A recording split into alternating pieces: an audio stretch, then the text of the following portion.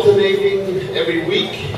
We're alternating Bavarian specialties like goulash and sauerbraten, and just feel free to call in and ask what is on that week, what's going on this week. But I hope you enjoyed it, and thank you very much for the support.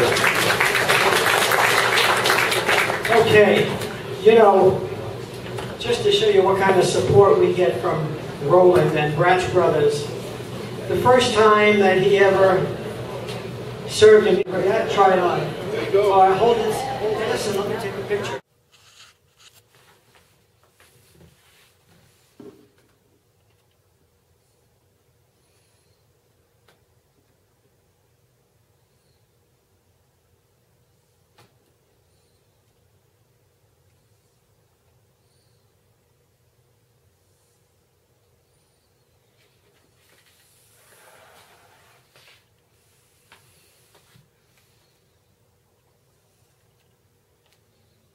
That is now signed up for Nixel. If you have, raise your hand.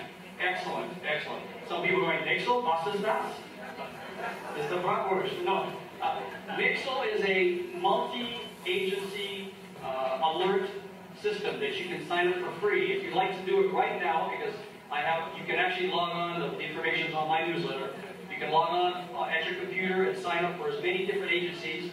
What I did is I put the zip code for my mom, where my mom lives, for all of Sherman Oaks, for where I live, and what happens is I get up-to-date alerts. I just received one a little while ago, and I received real-time information when they shut the 210 down because of the shooting. So if you'd like to do it, pull out your phones. It takes a matter of seconds. Make believe you're sending a text message. You go to 2, and in the 2 section, you type in 888-777. That's it, 888-777. Then go to the body of your message, like you're going to send a message, and all you put in there is a zip code, 91403, 91423, and then transmit. Within 15 seconds, you receive an alert saying you are now signed up for alerts for zip code 91403, and you'll get real up-to-date crime information on this cell phone, which is really cool. Just one of many, many areas that you can get connected with us. Yes, sir? The email will be nixel.com. Like I said, if you haven't picked up my newsletter, it looks like this. It's January newsletter. I have the Nixel information on there. As a matter of fact, I brought some Nixel flyers. www.nixel.com. And it'll teach you how to do it. You can also log on to our website, www.lapdonline.org. It's on my newsletter, so you don't have to memorize it. lapdonline.org. And right on the front page, it says register for Nixel. So there's many, many ways you can do that to get up-to-date information. Any quick questions? I've tried to address a lot of questions. Do you have any questions, Richard? No, I don't think it is. Richard is good. I would like to then, without any further ado, a lot of the other calls I'm receiving have to do with traffic safety. And in the middle of the arson investigations, in the middle of the burglary investigations and the auto theft-related crimes, we are responding to your calls. And we oftentimes request from our Valley Traffic officers to assist us and to take charge of that. Matter of fact, you may have noticed there was an LED traffic trailer set up on Riverside Drive because we had received calls saying that speeders were exceeding the 40 miles per hour between Hazeltine and Woodland. Well, it went up for about a week and a half, and we've already received comments that things have been addressed and they're slowing down a little bit. But those men and women who really go after all of our traffic violators and concentrate on that issue for traffic safety work out of Valley Traffic Division, which used to be housed in Van Nuys, but now is up in Panama City, and their commanding officer is here present, Captain VNSO. Please come on up, sir.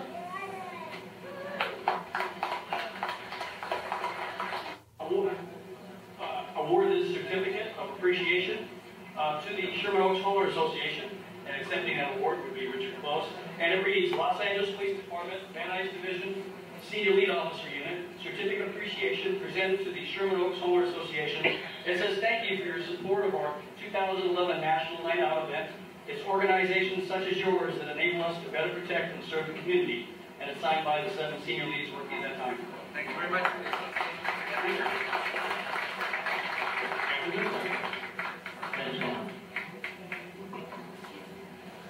Good evening all, and thank you for having me again this year. I hope all of you had a pleasant and pleasant and happy holiday season. We got told that traffic safety issues. Well, that's kind of partly. Because I'm going to tell you something here, because 2011, you guys did really well, and to show you we're down. And I'm not a big numbers guy, because all I do is tell you the numbers. You don't know, but year to date, so last year at this time. Here, we are now negative 67%, so we've driven a lot safer. You're down from 42 traffic accidents to 14. That's a lot. So we're driving better, so thank you.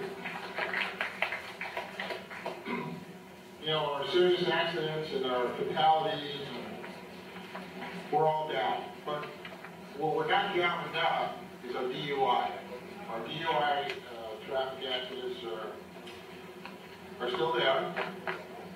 In 2011, we had 6 people die, DUI related in the San Fernando Valley. We had 58 deaths related to traffic in the San Fernando Valley. And that's a lot, that's one too many. But since the inception of Valley traffic in 1979 to now, that's the lowest number we've had in traffic fatalities in the San Fernando Valley. So thank you for your hard work, because each and every one of you that drives or walks out there or rides a bicycle is affected by traffic. Congratulations. We've all done that. We talked about the trailer out there, and let me tell you, the machines don't lie, because we had the trailer at Moore Park in Kester for 3 days, and traffic, the complaint was speeding, and the average speed was 23 miles an hour. There were a couple of people got cited, but everybody is paying attention. We had the one here in Woodman is a busy street. Would you all agree? 4,800 block of Woodman. We had it for 8 days in a row. 28.45 miles per hour. 25 is what it should be, so we'll give it 5 miles. So we're doing good. We had Riverside for 7 days, 35 miles an hour. Now, what's important here for all of us to know is a couple of things. One, speed is something we always have to pay attention. We're all busy people. We all have things to do. We have meetings to go to, grandkids to pick up, kids to drop off at school, whatever the case may be. But it was important for each and every one of us. And I'm looking at my partner back there, Sergeant Larry Jones. He's a motor officer, and now he's a motor sergeant who will tell you this. We're all very busy. This is the instant everything. With the exception of driving. You've got to pay attention to driving. You've got to put your cell phone away, like I told you the last time I was here. This is a killer. In the United States, we had 10,200 people lose their lives due to DUI for 2011. The reduction, a 5% reduction, according to VNSO, the National Highway Traffic Safety Administration. But one thing they've identified nationwide, where they said around 3,500 people have lost their lives, is this. Nationwide. We've had a couple of serious accidents here in the San Fernando Valley. Some of them are still ongoing investigations, but distracted driving has become a big problem. Now, how many of you here don't drive? Just put your hand, don't drive. Everybody here drives. Okay, just a couple hands. Distracted walking. You're watching. It's the same thing applies to you. You're a pedestrian. I just had a press conference with the kids out in the West Valley area, and what I told them is something we've all learned. Stop, look, listen. And it goes to you. It's the same as it goes to those kindergarten kids and those middle school kids and the high school kids. And I said this. We had a woman who was hit by a train and she was on her cell phone. That just tells you how focused we are, how busy we are. It did not need to happen. 100% preventable by paying attention. We've had pedestrian deaths in the San Fernando Valley. We've had 14 deaths of those 58. Whether it be in the crosswalk or outside the crosswalk. So you just can't just jump off the curb and think the car's going to stop. And Now, I'm going to be a little direct here.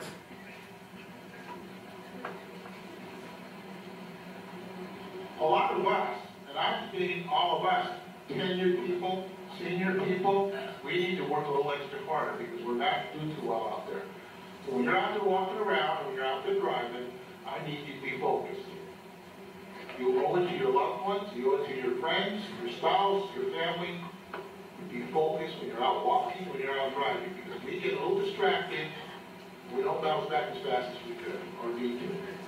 So again, stay on top of it. He's giving me the high sign here, right? In closing, I want to say this. Always watch your speed when you're driving. Always buckle up.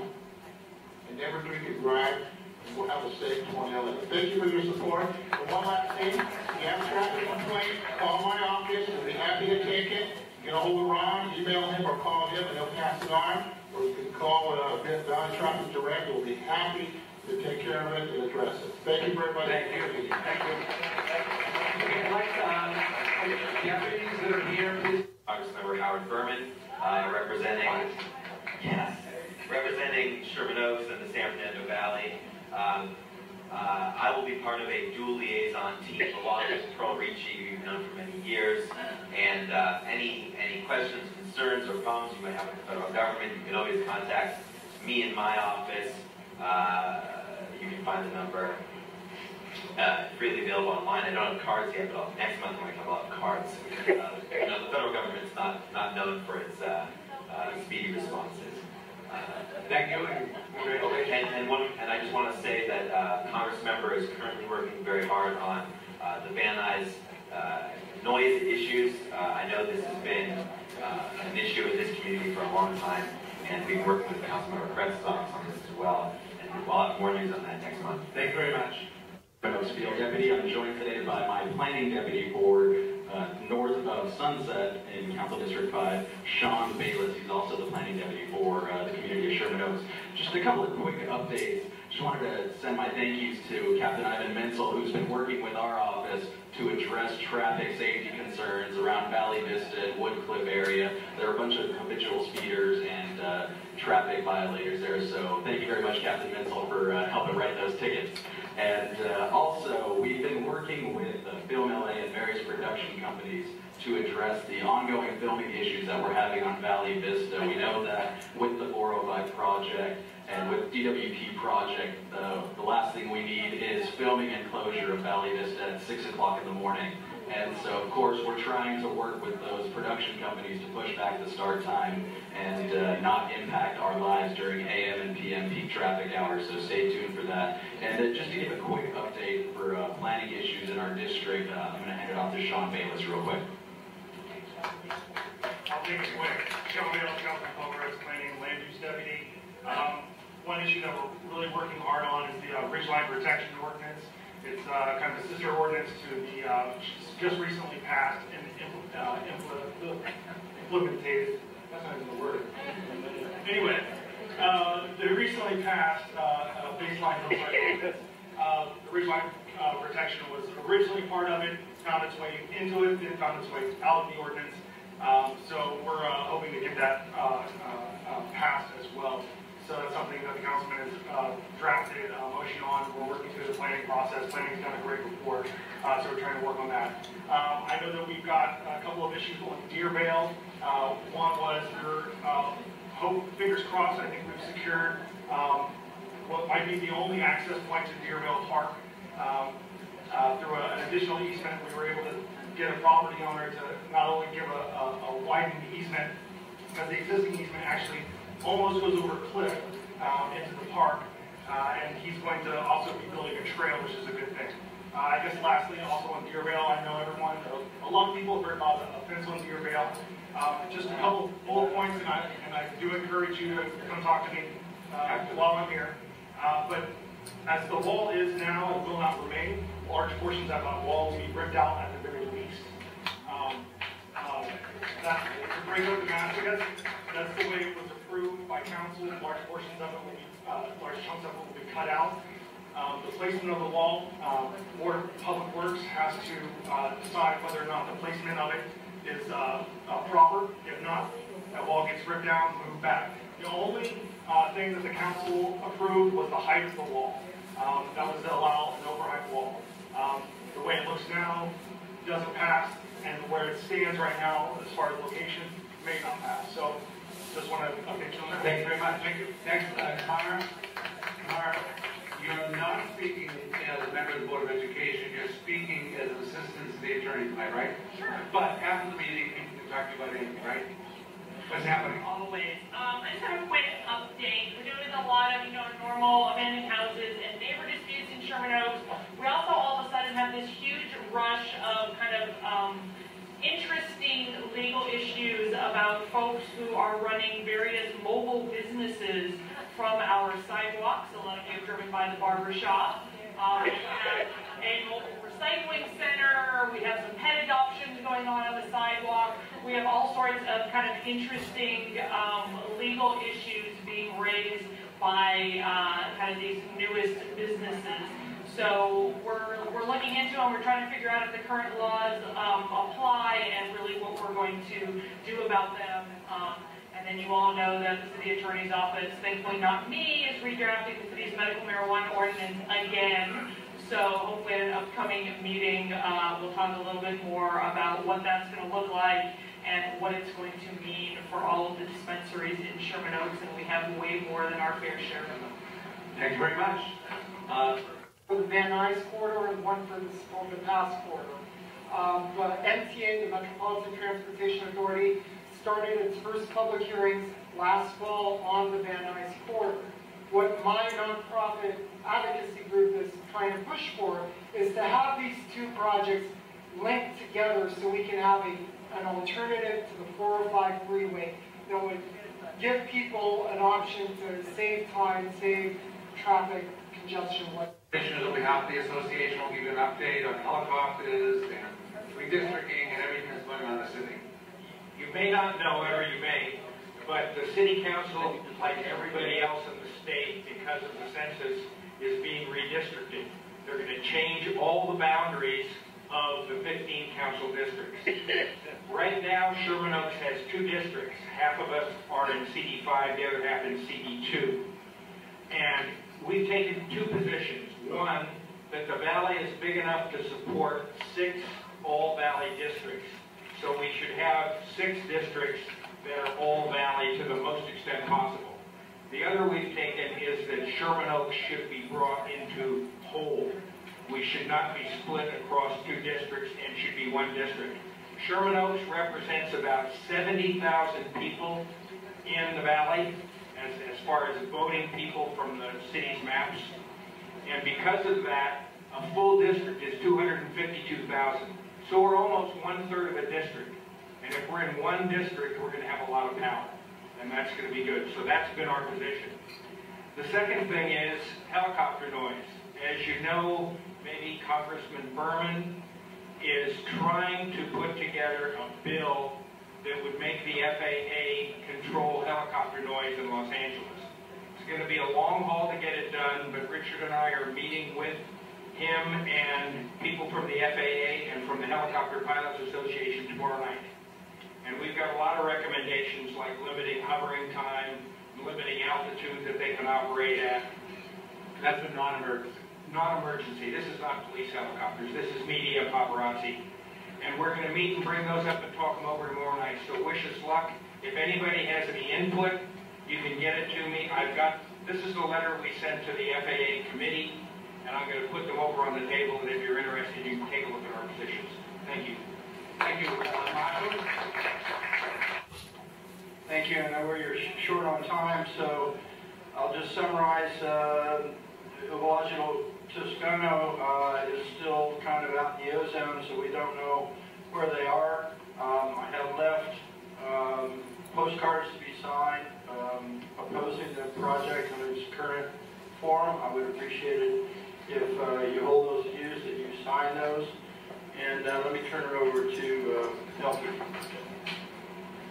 Hi, behind my, as Sean Bayless from Paul Carez's office was already alluding to, we are still concerned about the wall on Deer Rail because, not just because it's a huge privacy wall that is totally out of character with the neighborhood, but because we are concerned that all the city institutions that are in charge of upholding the law were overruled by the city councilman Carez for, a personal privacy wall.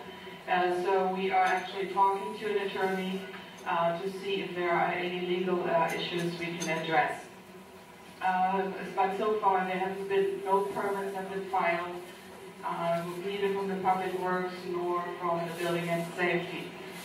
So we'll keep you updated on that one. Just a brief note, the Department of City Planning recommended that the city adopt the LA River overlay improvement project, which means that 2,500 feet either side of the river, certain rules are in place. If new construction comes in, they have to observe certain rules to improve the visuals and the nature of the river. Thank you very much. Thank you, Brats, who currently represents